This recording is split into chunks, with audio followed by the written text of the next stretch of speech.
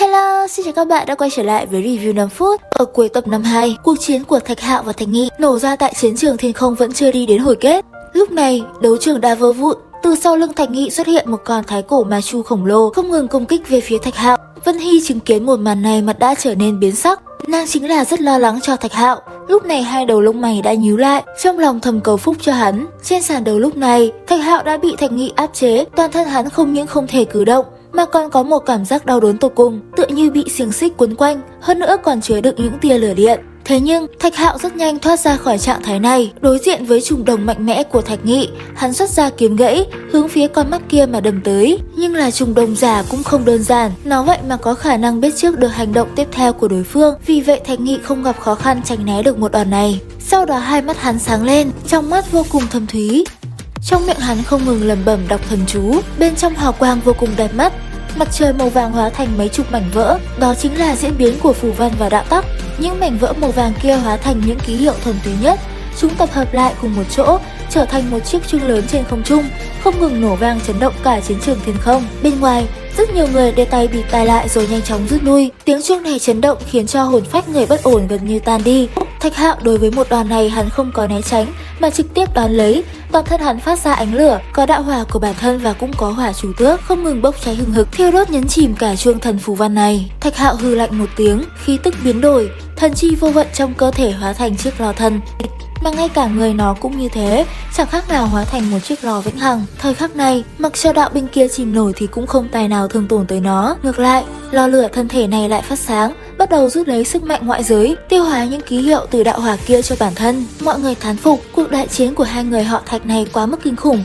Cuối cùng, Thạch Hạo xông lên tận trời cao, bản thân hóa thành thanh kiếm, cứ như là một tên kiếm tuyệt thế lộ ra sự sắc bén tuyệt đỉnh, chém liên tiếp khiến chuông đồng vỡ nát. Ngay khi chuông lớn bị phá nát, một bóng người phun ra đầy máu chớp mắt bị đánh bật ra ngoài. Tất cả mọi người đều cho rằng Thạch Nghị đã trọng thương, trận chiến có khả năng phân thắng bại thì đột nhiên xảy ra kinh biến. Sau đó một con kim ô xuất hiện, chuông lớn cũng chỉ là vật dẫn ẩn chứa kim ô hóa thành bảo thuật.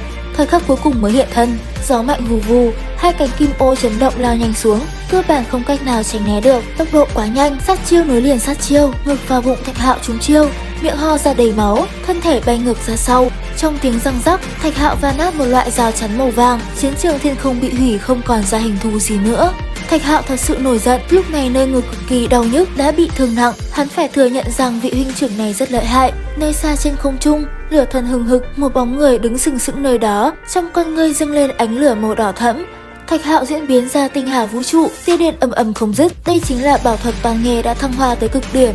Thạch Nghị gặp nạn, mặc dù hắn nắm giữ trùng đồng có thể nhìn thấu tất cả, thế nhưng cũng đã chậm rồi, sớm đã bị sao lớn vây quanh, bị nhật nguyệt nhân hà áp bức.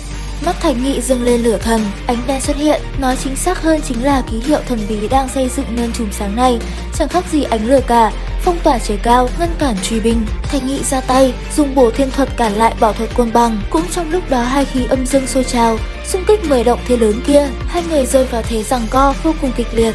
Đặc biệt là chiến trường Thiên Không chia 5 xẻ 7, tảng đá lớn không ngừng từ trên trời rớt xuống, gần như không còn tồn tại nữa. Lúc này Thạch Nghị sử dụng uy lực của Chí Tôn Cốt phóng về phía Thạch Hạo, tưởng chừng có thể đánh lui được đối phương, nhưng lại là khiến cốt Chí Tôn trong cơ thể Thạch Hạo kích thích.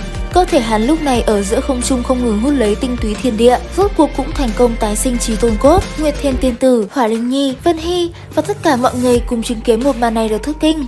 Tôn giả đều trợn tròn mắt, vận chuyển đại thần thông quan sát thật kỹ lưỡng, chuyện này thật sự nằm ngoài ý muốn.